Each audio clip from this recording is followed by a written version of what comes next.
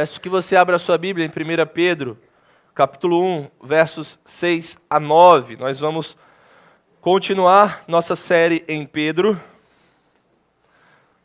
E os versos que trataremos hoje são esses aí. Capítulo 1, versos 6 a 9.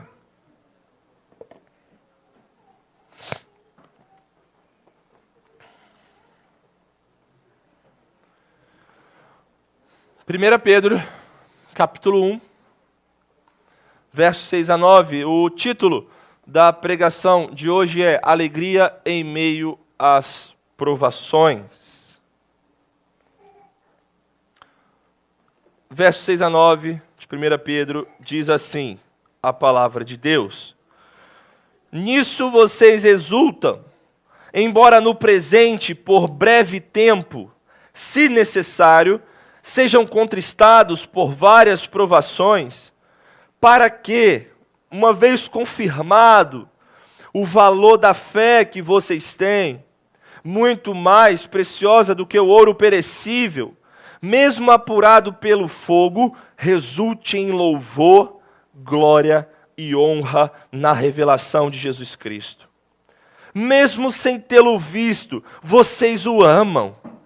Mesmo não vendo agora, mas crendo nele, exultam com uma alegria indescritível e cheia de glória, obtendo o alvo dessa fé, a salvação da alma. Essa é a palavra de Deus. Vamos orar mais uma vez. Nos curvamos como povo, Senhor, diante da Tua revelação. Sabemos que ela é verdadeira e útil para nós. Ensina-nos, Senhor, a Tua palavra nesse momento. Em nome de Jesus. Amém.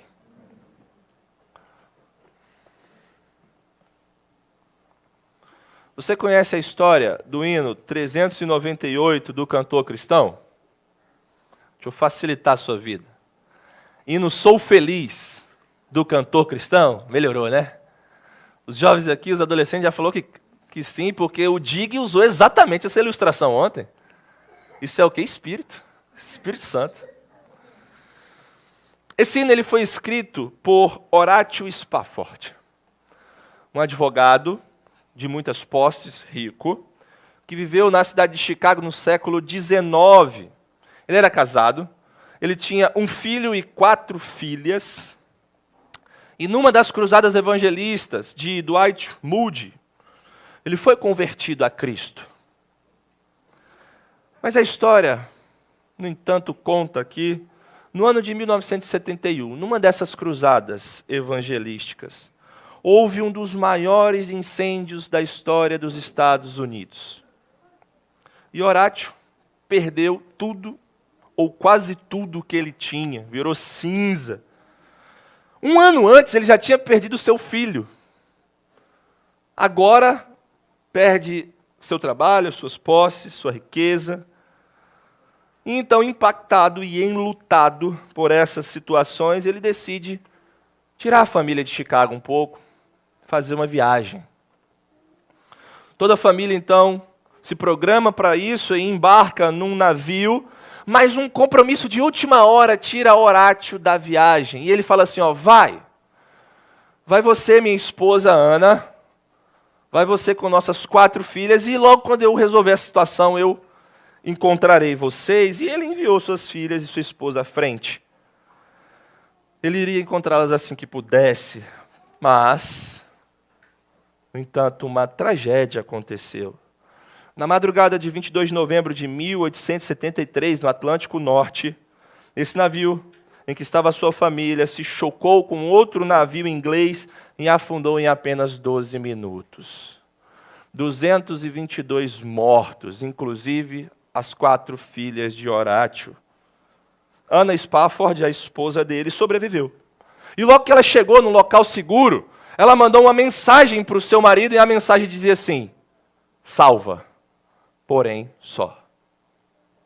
Ao receber, Horatio imediatamente pegou um navio, foi ao encontro da sua esposa. Mas no caminho da viagem, ao ser informado que ele estava passando pelo lugar exato onde teve um naufrágio que acarretou na morte de suas filhas, O Deus que inspira canções na noite escura, deu uma canção a Horácio, a única canção que ele compôs em toda a sua vida. Se paz a mais doce me deres gozar, se dor a mais forte sofrer, ou seja o que for, tu me fazes saber que feliz com Jesus sempre sou. É claro que um pai não está feliz com a morte de suas 4 filhas, óbvio. Mas não é o seu estado momentâneo naquela hora que determina a sua vida. Ele é feliz com Cristo. Ele consegue consolo e alegria mesmo num momento de imensa dor, não por um sentimento passageiro, mas por uma realidade permanente. É a realidade permanente que faz os pés dele fincarem em local seguro, mesmo diante da mais dura provação. Isso é um milagre da graça do Senhor, só pode ser feito por Cristo Jesus. Na nossa pregação de hoje, nós trataremos do tema da provação, do sofrimento. E veremos que o sofrimento faz parte da jornada do peregrino cristão até o céu. No entanto, mesmo diante da dor e das duras dificuldades, nós podemos ter alegria em meio às provações. Essa é a pregação de hoje. O sofrimento faz parte da jornada do peregrino cristão até o céu. Mas mesmo diante da dor e das duras dificuldades, nós podemos ter alegria em meio às provações.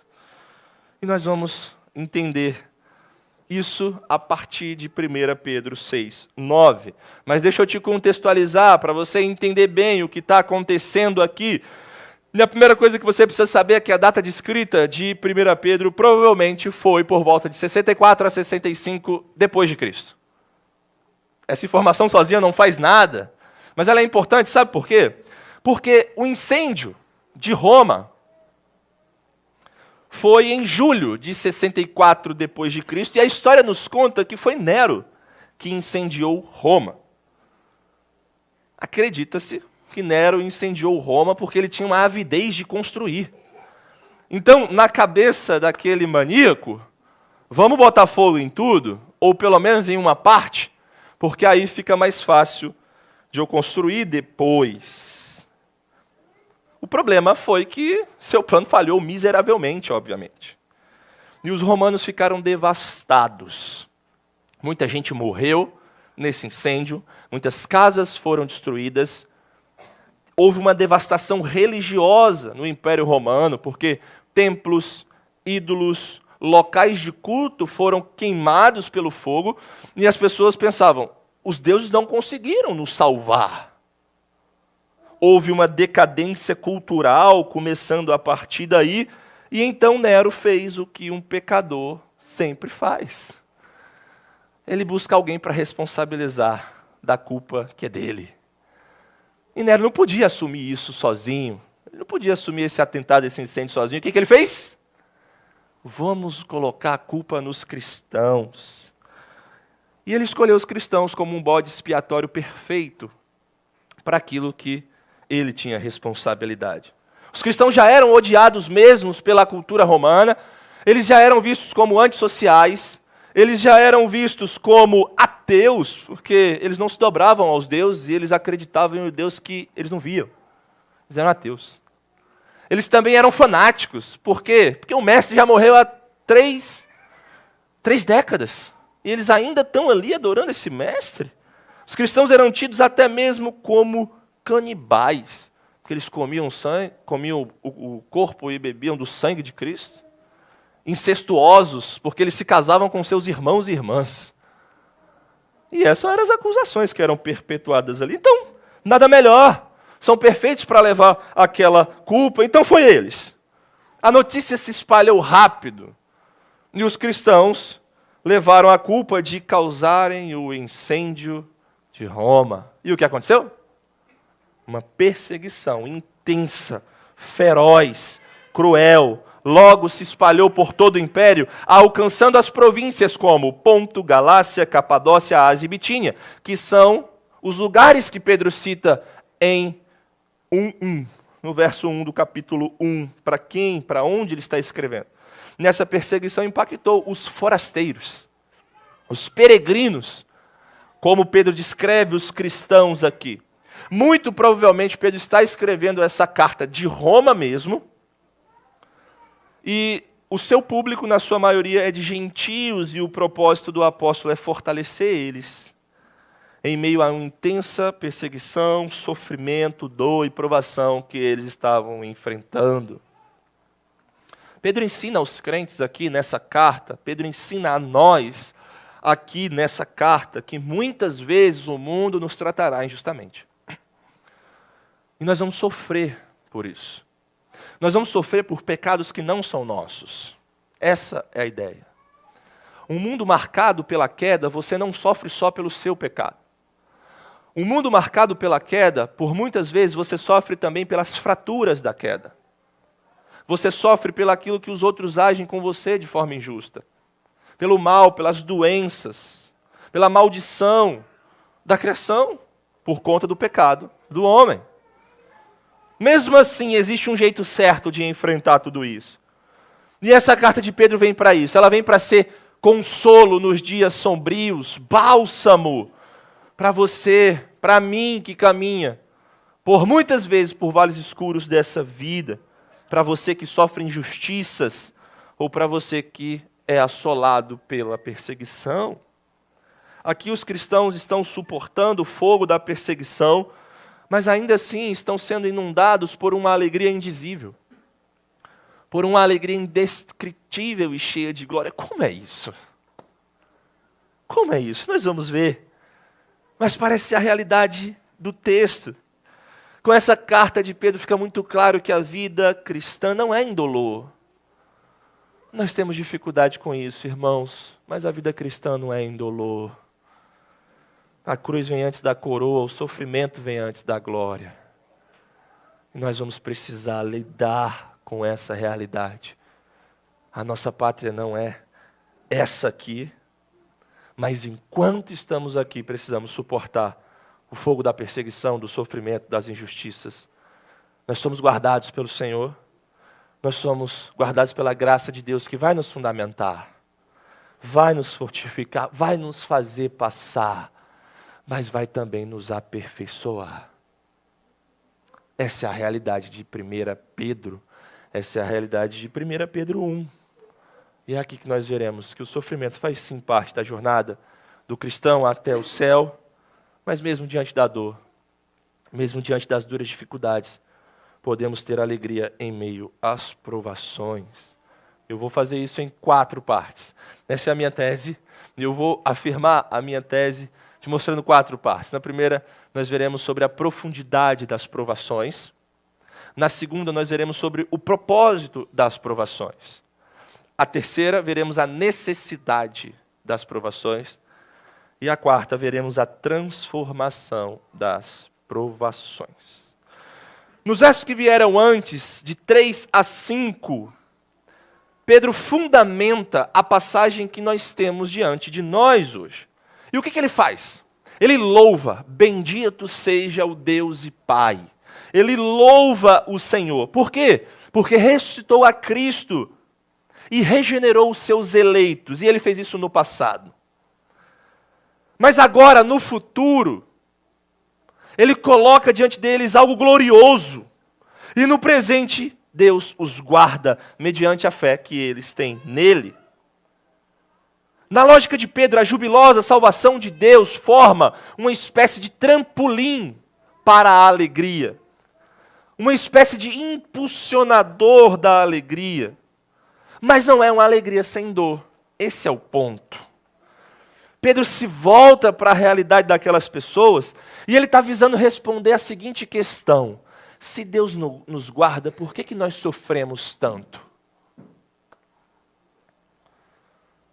Se Deus nos guarda, por que a gente sofre? Eu duvido que exista um cristão que já não tenha que ter lidado com essa pergunta. Só se você ainda não sofreu na vida. Mas se você já sofreu, você vai ter que lidar com essa pergunta. Se Deus nos guarda, por que nós sofremos? Por que nós sentimos dor?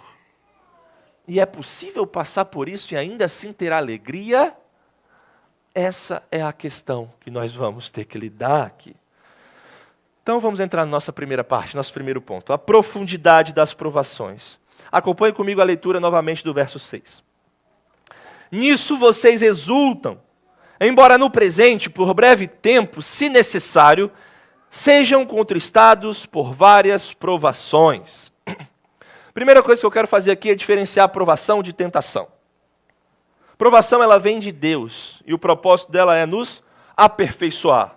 Nós perseveramos na provação. É para vencermos, é para sermos aprovados. A tentação, ela vem do diabo. E nós somos tentados pela cobiça também do nosso próprio coração. A tentação nos leva à apostasia. Nós vamos lutar dela, nós vamos fugir dela. Mas a tentação não está querendo fazer de você um crente melhor. Ela está querendo fazer de você um crente no chão, caído. Mas aqui, o que os cristãos estão passando é uma provação. E essa provação, ela é ordenada por Deus. Então, o texto começa, nisso vocês exultam. E a pergunta é, nisso o quê? E há uma longa discussão entre os comentaristas sobre o que esse nisso se refere, mas pelo contexto da passagem, é correto nós afirmarmos que o nisso significa o que veio antes, ou seja, o que foi descrito dos versos 3 a 5. A regeneração que Deus fez nos seus eleitos, a ressurreição de Cristo, os benefícios que advêm disso, a eterna herança que nós temos em Cristo e a salvação grandiosa que preenche tudo isso, e um dia será completa na consumação final, o nisso se refere a isso. Esse presente, então, deveria gerar nesses cristãos uma alegria exultante, e de fato gera. Porque Pedro diz, nisso vocês exultam. Nisso vocês se alegram. Ele não está falando de uma alegria metafórica. Ele não está falando de super-heróis aqui.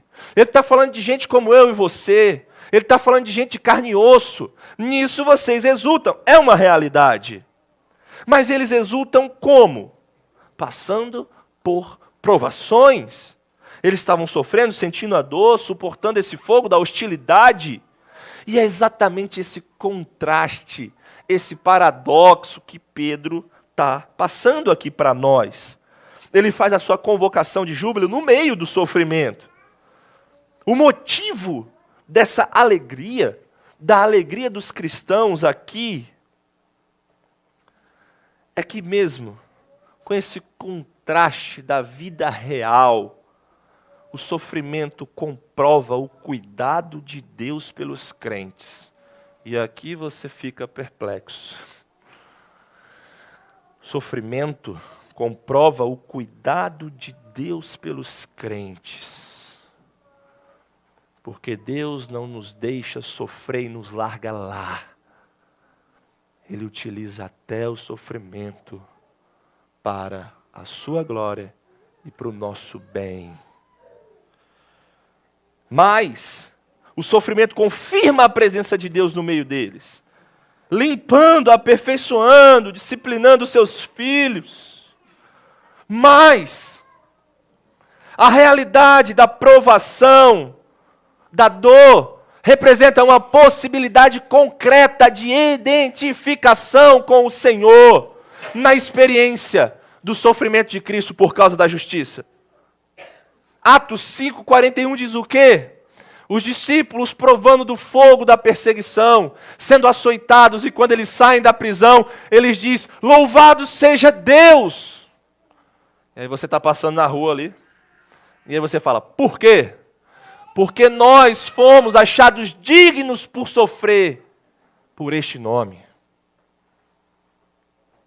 Vocês estão malucos? Não. Nossos pés estão fincados numa realidade permanente muito maior do que nós mesmos.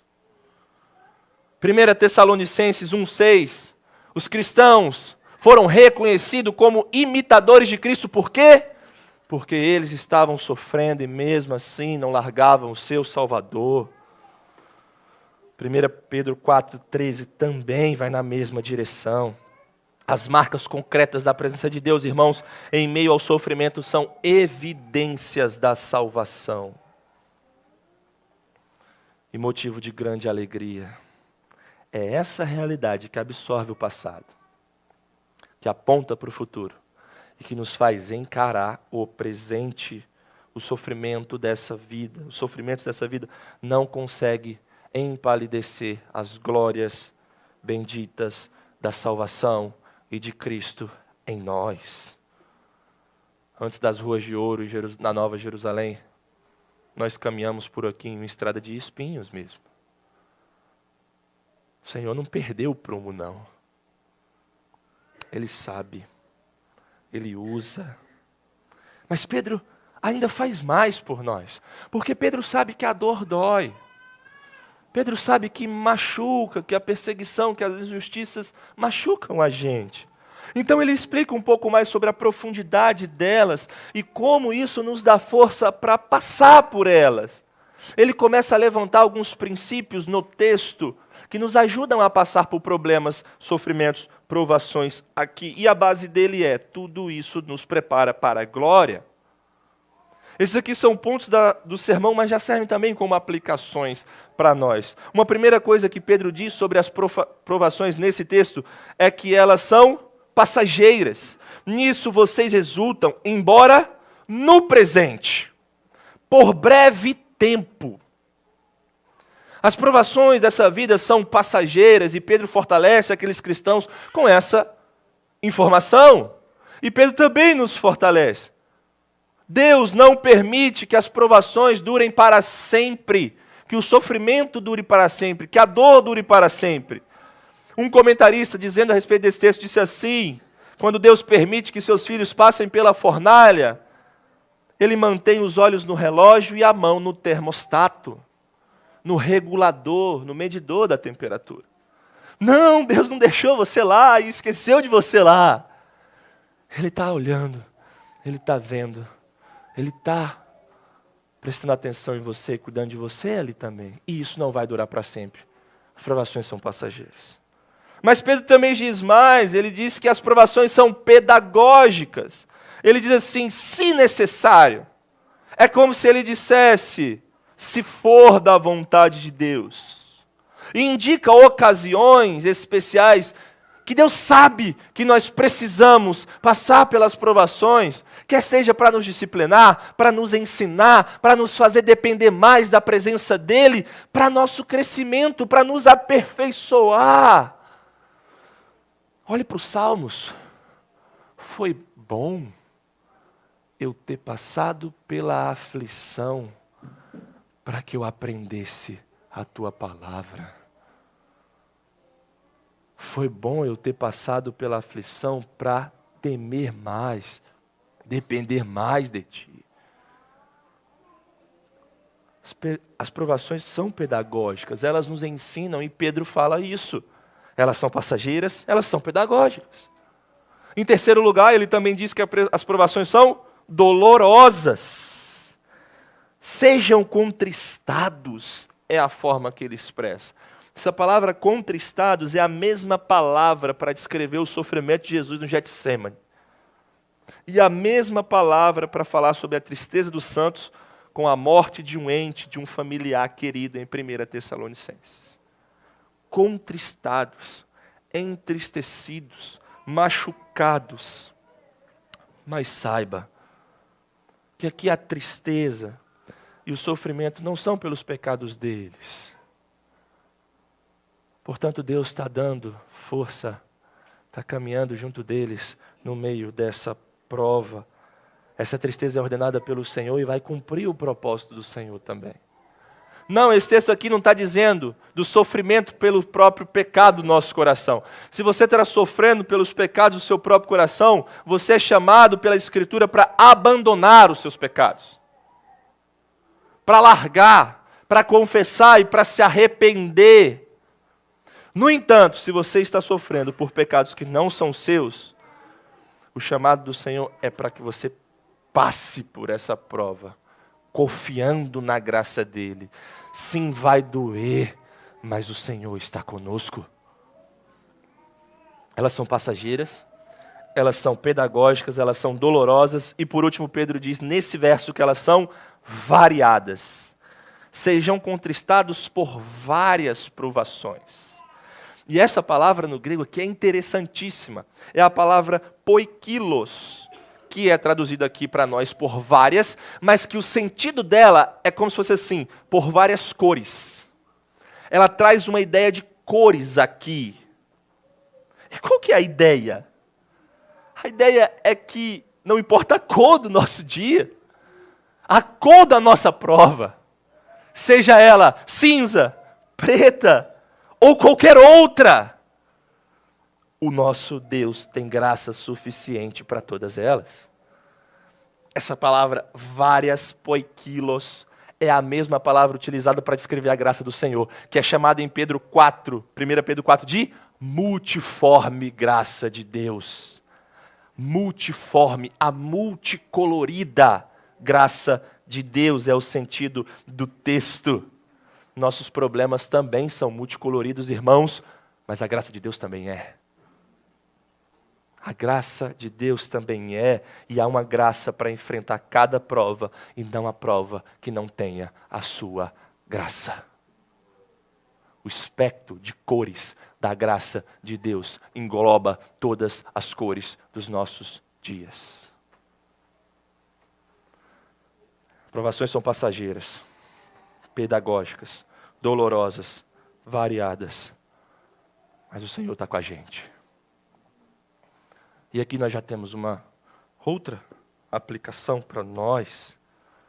E a aplicação é: você precisa enxergar o foco de Deus nas coisas. Quem controla tudo isso aqui? Quem controla o tempo da prova? Quem controla o propósito da prova? Quem controla a intensidade da prova? Quem controla a variação da prova? Deus e não nós.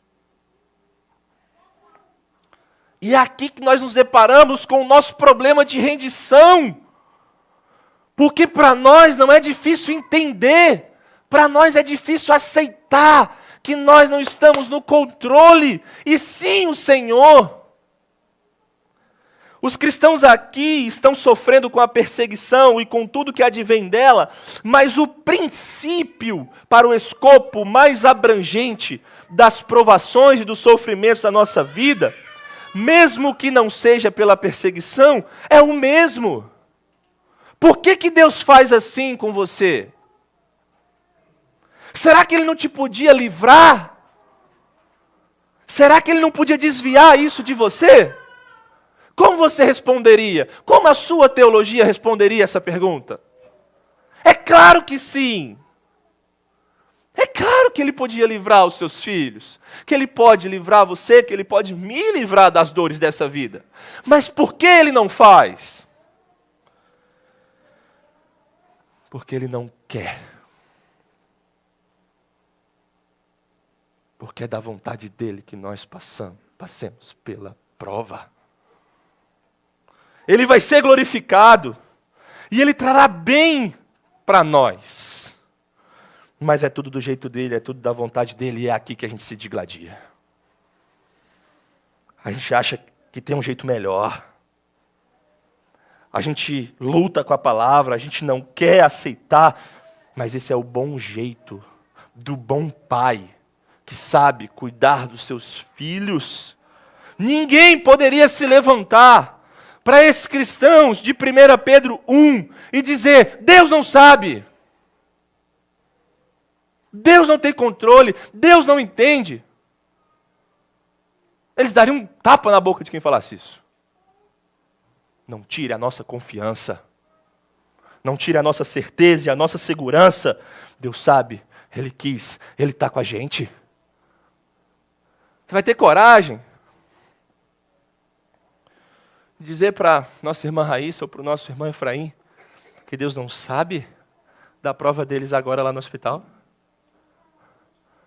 de que uma possível má formação do coração do nosso irmão, de que o AVC que ele teve há um tempo atrás não estava nos planos dele, do Senhor? Que Deus não controla, que Deus não é um Deus da providência diante disso.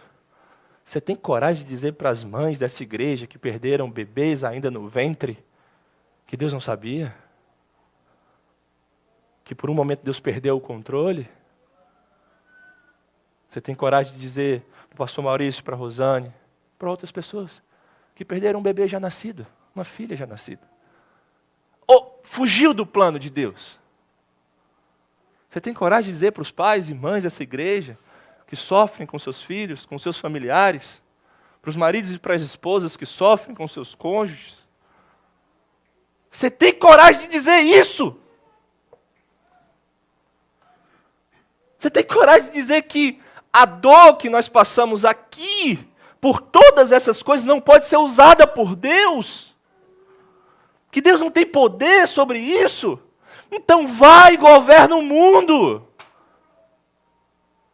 Faz o seu plano acontecer. Leva à frente com a sua própria sabedoria. Tome as rédeas das suas mãos e vê se você consegue fazer melhor. Nós precisamos de rendição. Nós precisamos de rendição, irmãos. Eu não sei a profundidade delas exatamente na vida de cada um. O que eu sei é da profundidade do nosso Deus. E é isso que eu afirmo aqui. Nós precisamos de rendição. Agostinho escreveu o seguinte: Deus teve um filho na terra sem pecado, mas nunca sem sofrimento. Deus já teve um filho na terra sem pecado, mas nunca sem sofrimento. Nós precisamos de rendição. A profundidade das provações. Essa foi a nossa primeira parte. Segunda, o propósito das provações, verso 7. Acompanhe comigo a leitura. Para que, cláusula de propósito inserida no texto, para que, uma vez confirmado o valor da fé que vocês têm, muito mais preciosa do que o ouro perecível, mesmo apurado pelo fogo, resulte, cláusula de propósito, em louvor, glória e honra na revelação de Jesus Cristo. Pedro coloca um para quê. Pedro coloca um resulte, um redunde no texto, e ele quer nos ensinar também, além de provações são passageiras, provações são pedagógicas, dolorosas, variadas, ele também nos diz, provações são proveitosas. Elas têm propósito. E Pedro ilustra essa verdade para nós com a metáfora, com a imagem do ouro aqui.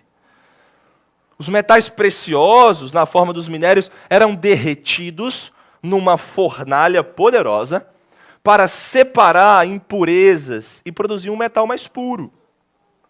Então, o propósito de submeter um metal precioso, e o principal deles aqui nessa época era o ouro, ao fogo, era fazer com que aquele ouro se tornasse mais limpo, mais valioso. E Pedro enxerga esse propósito purificador nas provações que nós passamos também. Ele se serve desse processo para destacar o que Deus está fazendo na vida daquelas pessoas, num plano mais elevado, num plano que não só olha para as coisas materiais. O valor da fé, a genuinidade da fé precisa ser testada, precisa ser apurada, precisa ser confirmada. E o que ela vai gerar? Ela vai gerar louvor, glória e honra ao Senhor na sua segunda vinda, na sua manifestação gloriosa. No sentido real e no primeiro plano, o sofrimento dessas pessoas, os nossos sofrimentos, são injustos, sim. Aqui estão sendo vítimas de perseguição e você pode sofrer injustamente nesse mundo. Mas nós precisamos ter o foco no Senhor, a enxergar mais do que essa realidade temporal, a ver mais profundamente. E quando nós fazemos isso, nós vamos entendendo que Deus está orquestrando a vida dos seus filhos. Deus usa essas aflições para o bem-estar último daqueles que o amam. Não é segundo os seus padrões, é segundo os padrões de Deus. Nós vemos reafirmada aqui a doutrina maravilhosa da providência, que nós há pouco tempo falamos aqui desse púlpito. E nós precisamos ter essa segurança, essa certeza de que a mão de Deus age sim nas provações terrenas que nos são impostas injustamente. Precisamos ter certeza e segurança também ao afirmarmos que a mão de Deus supera. Ela supera as más intenções dos homens maus sobre nós. Ela supera as feridas que levamos. E na sua graciosa providência, Ele usa essas experiências de dor e de aflição para a sua glória e para a nossa edificação. Amém? É isso que a Escritura nos diz. Ele sabe que eles estão sendo contristados, mas mesmo assim declaram que eles exultam no Senhor. Agora olha que interessante, que profundo. A exultação dos crentes aqui, segundo o apóstolo Pedro, não é só por conta da jubilosa salvação que eles receberam e dos benefícios que vêm dessa salvação. A exultação deles aqui também é porque Deus está refinando eles. E muitas vezes Ele vai utilizar dos seus instrumentos, nos quais a dor, o sofrimento e a aflição não são isentos aqui. O ponto para nós é que a fé, que é obra de Deus nos nossos corações, é muito mais preciosa do que o nosso conforto atual. Ela é muito mais preciosa do que os nossos bens. Ela é muito mais preciosa do que qualquer coisa que você tenha nessa vida. Quando Deus nos submete às provas, Ele visa um propósito maior. Ele vai nos aperfeiçoar. Ele vai conformar os seus filhos. Ele vai ser profundamente glorificado. E Ele vai trazer bem para nós. Não vai ter um filho de Deus na eternidade que se vire para o Senhor e diga: não foi bom. Não foi bom. Não vai ter um. Veremos plenamente, sem a presença do pecado, o bem que Ele nos fez. Ficaremos alegres. Ficaremos alegres. Aqui nós podemos estar contristados. Já experimentamos sim de uma alegria. Mas um dia isso vai ser exponencial. Perfeito e pleno. Uma aplicação que vem para nós dessa segunda parte sobre o propósito das provações. Já parou para pensar qual o sentido da dor? E por que nós temos tanto medo dela? Qual o sentido da dor? Por que nós temos medo dela? Porque a dor dói. É porque machuca. É porque nós sentimos isso.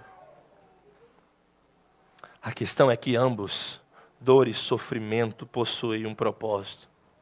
As nossas cicatrizes e a dor que elas nos causam possuem uma finalidade. E quem está tecendo os fios dessa história, dos mais escuros aos mais claros, é o Senhor. Quando eu penso sobre o propósito das cicatrizes, eu lembro de Jesus. Nosso Deus é um Deus de cicatrizes. E eu não consigo encontrar lógica nisso.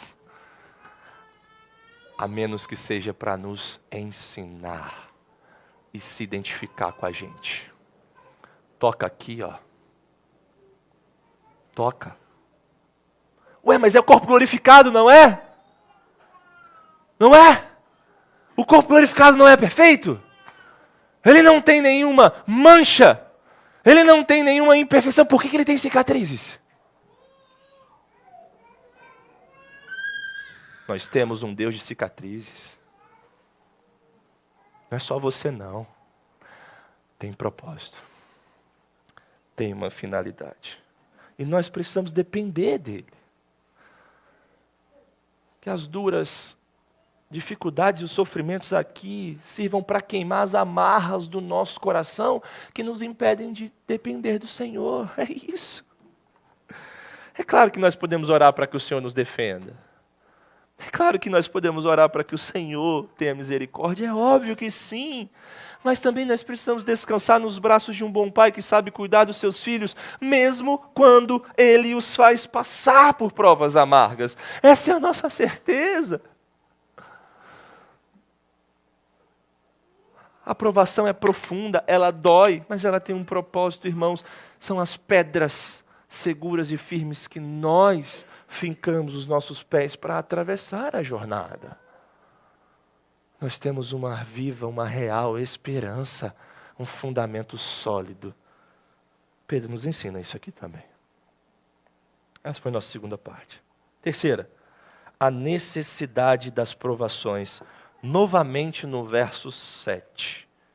Para que, uma vez confirmado o valor da fé que vocês têm, muito mais preciosa que o ouro perecível, mesmo apurado pelo fogo, resulte em glória, louvor e honra na revelação de Jesus Cristo. As provações, elas são passageiras, elas são pedagógicas, elas são dolorosas, elas são variadas, elas são proveitosas. Mas com essa imagem aqui do verso 7, Pedro nos ensina mais. Ele diz, elas não só servem a um propósito, mas elas são necessárias. Novamente, a gente fica perplexo aqui de novo. Necessárias, pastor? Não dá para caminhar tranquilo, não? Até a Jerusalém celestial? Segundo o Senhor, não.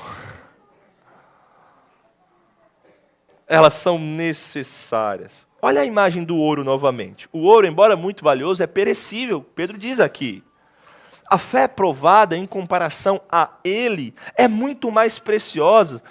Só que depois de ambos passarem pelo processo de purificação, a diferença de valor dos dois é enorme. Só que o ouro, mesmo apurado, aperfeiçoado e bem trabalhado, ele pode ser roubado, ele pode ser perdido. Ele pode ser levado. A fé, não. A fé, ela garante um acesso não sujeito a desgraças terrenas, acesso ao Pai, acesso à herança, acesso à consumação final, à salvação jubilosa. Ela dá acesso a mais coisas. E Pedro, quando ele utiliza dessa imagem, ele está mostrando para nós que o valor dessa fé pós-purificação claramente aponta de que isso é necessário na vida dos crentes e funciona como um adorno de glória diante do Senhor. Como o Senhor vai fazer isso? Não sei. O quanto Ele vai fazer isso na vida de cada um? Não sei, não sabemos, não precisamos saber. O que temos é que Deus usa dos seus meios e Ele age para o bem dos que o amam. Nunca passou pela sua cabeça por que os crentes sofrem tanto? E por que a igreja nunca é dizimada? Você nunca parou para pensar? Por que crente passa por tanta prova, por tanta luta, por amor a Jesus? Mas sempre tem um. Sempre vai ter um. Eles continuam, ele permanece. O Senhor usa sim para os seus planos. A nossa missão é descansar e confiar nessas verdades. Uma aplicação dessa terceira parte. Você precisa confiar no ourives que está refinando a sua fé. Você precisa confiar nesse ourives. Ele sabe do que você precisa. Ele te conhece mais do que você mesmo. Ele vai te dar graça para atravessar. Receba o encorajamento do Senhor. Ele vai te dar graça para atravessar, mas muitas vezes Ele não vai te livrar do fogo. Muitas vezes Ele não vai te livrar da dor. Tem momento na nossa vida, nós temos uma situação, nós levamos diante do Senhor e o Senhor tira. O Senhor resolve. Fala, meu Deus, que bênção. Mas tem outras várias situações na nossa vida que a gente pede e o Senhor faz a gente passar pela doença. Que a gente pede e o Senhor faz a gente resistir no trabalho. Que a gente pede e o Senhor faz a gente permanecer mesmo com o nosso familiar, com o nosso esposo, a nossa esposa não crente. O Senhor faz a gente passar por isso. A questão é que Ele está com a gente. E o ponto é que você precisa confiar nisso. Você precisa confiar. Ou senão o desespero vai tomar conta do seu coração. Isso não é o que o Senhor quer. Nas provas mais duras da nossa vida, o Senhor nos leva em seus braços. Você confia nisso? Se não for por isso, você passa pela provação como? Ele não te deixa, Ele está governando a sua história. João Calvino uma vez orou assim: ó Senhor, eu sinto as suas mãos me esmagando, mas que bom que são as suas mãos.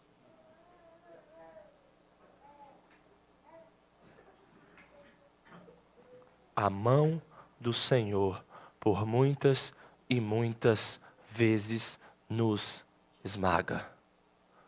Mas que bom que é a mão dEle. Nós precisamos confiar nisso. As provações são necessárias também. Quarta e última parte, transformação das provações em alegria e glória, versos 8 e 9. Mesmo sem tê-lo visto, vocês o amam. Mesmo não o vendo agora, mas crendo nele, exulta com alegria indescritível e cheia de glória, obtendo o alvo dessa fé, a salvação da alma. Na lógica de Pedro, a última coisa que as provações fazem com a gente é transformação. Transformação em alegria e em glória. Esses crentes, como Pedro descreve, não viram o Senhor. Eles não viram o Senhor na sua encarnação, no tempo que eles estiveram aqui, como Pedro viu. Pedro viu, aqueles crentes não. Mas aqueles crentes se apropriaram de Cristo pela fé, então eles amavam e eles criam, e assim eles se agarraram a Jesus. A fé deles estava no lugar certo, e então eles podem exultar com alegria indizível e cheia de glória.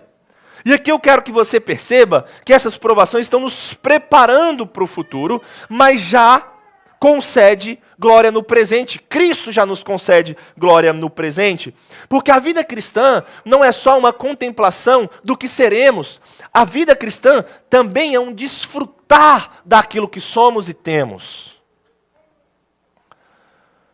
Essa dinâmica presente implica que o Senhor pode e faz a transformação de sofrimentos em glória hoje. Como? Como? Esse amor e essa fé em Cristo faz esse propósito, ela chega nesse alvo, porque nós não só exultamos na jubilosa salvação que nós temos, mas nós também encontramos graça no relacionamento direto com o nosso Salvador. E isso é o que torna o cristianismo diferente de tudo. Nós não queremos só as bênçãos, nós não queremos só os ritos, nós não queremos só as coisas, nós queremos o Senhor. Nós queremos o Senhor, é Ele que é a nossa salvação, Ele é a nossa glória, Ele é a nossa vida. Nós não queremos só os raios do sol, nós queremos abraçar o próprio sol, o sol da justiça. O sol que é Cristo. Nós ansiamos por terra como terra seca anseia pela água. E nós queremos olhar na face do nosso Senhor. Se deleitar nele, se alegrar nele. É por isso que ao fazermos isso, essa provação é transformada. O Senhor está com a gente. E desfrutar dessa presença, desse consolo, desse apoio perto, junto do Senhor, nos faz transformar a provação em glória. Já hoje, não temos só salvação, nós temos o próprio Senhor. Ele não nos deixa passar sozinhos pela fornalha de fogo ardente. Ele vai também. Ele está lá. E o fruto disso para o coração é o quê? Alegria indizível, indescritível e cheia de glória. Você consegue explicar os raios de sol numa manhã fantástica para alguém que não consegue enxergar? Tenta. Você vai falar, mas não tem como. É algo indescritível. Você tem que ver, você tem que sentir isso. É esse o tipo de alegria que Pedro está descrevendo aqui. Eu não consigo traduzir em palavras, e mesmo que a construção do grego aqui nessa passagem seja fantástico, e passe para nós o tom solene do que Pedro está tratando, é como se ele dissesse, eu não consigo expressar muito bem em palavras, porque é indescritível, só sabe quem passa. Porque ela não é preenchida com coisas terrenas também, ela é cheia de glória, ela é preenchida por um esplendor celestial, por algo acima de nós. Esse é o sentido. Ela é indizível e toma conta desse crente e o leva a ver o Senhor, a contemplar o Senhor. Ela é revestida dessa realidade. Nenhum crente se alegra em meio ao sofrimento, ou pode cantar sou feliz em Jesus meu Senhor, porque ele gosta de sofrer. Não é isso, mas é por conta dos frutos que até as situações mais extremas da nossa vida geram em nós.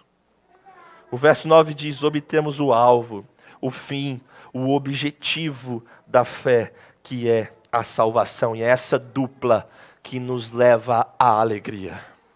Salvação e Salvador, as duas coisas juntas. É por isso que nós podemos orar como o salmista.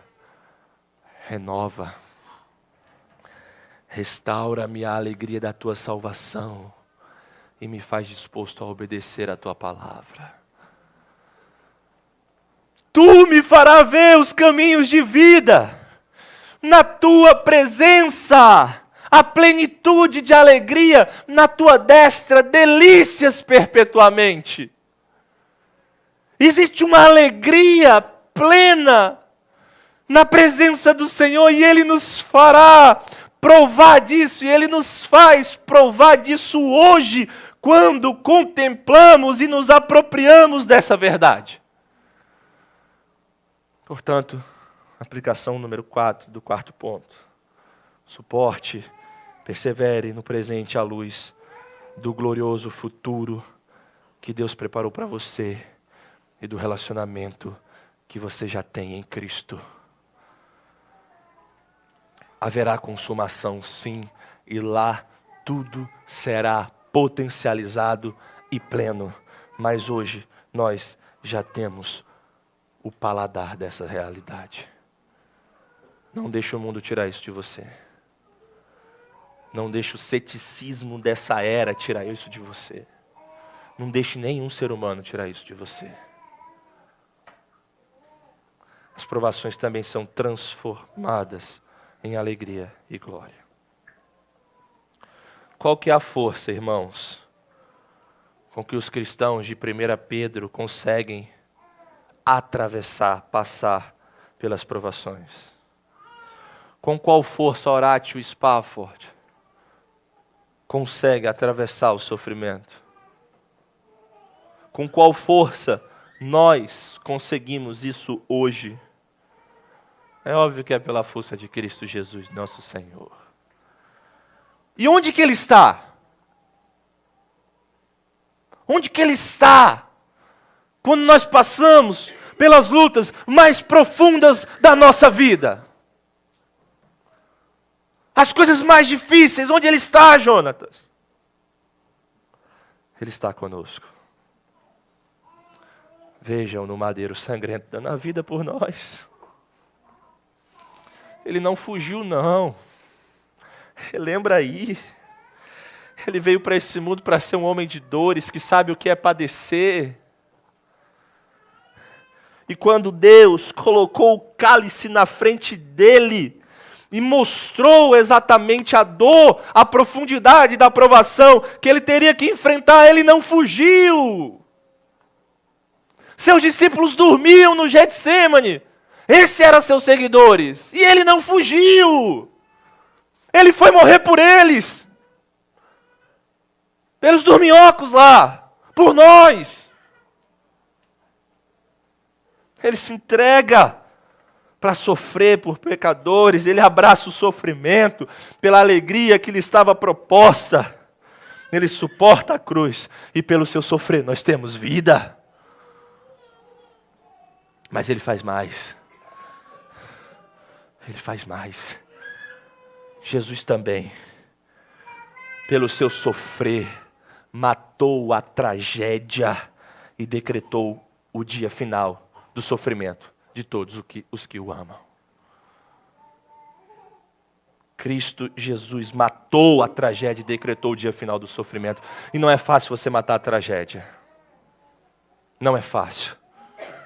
Para você matá-la, para você matar a tragédia, para você matar a dor, para você matar a morte, você precisa estar disposto a ser engolido por ela. Você precisa estar disposto a ter a carne rasgada por ela. Você precisa estar disposto a ser dilacerado por ela, mas também que seja capaz de retornar. Alguém deve ser capaz de despedaçar a morte por dentro e sair para a alegria. Capaz de abrir um buraco tão grande que um desfile de almas consiga segui-lo. Tocando trombetas, jogando doces, enquanto passeiam pelo sol e cantam, sou feliz. De Horatio Spafford. Cristo fez. Ele conseguiu. Nós podemos ir com Ele. Vamos orar.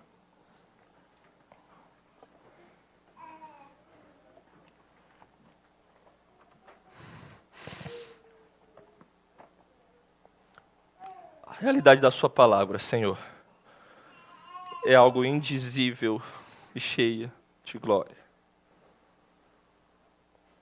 Mesmo assim, o Senhor nos comunica de um jeito que nós podemos entender. Ah, Deus, louvado seja o Teu nome.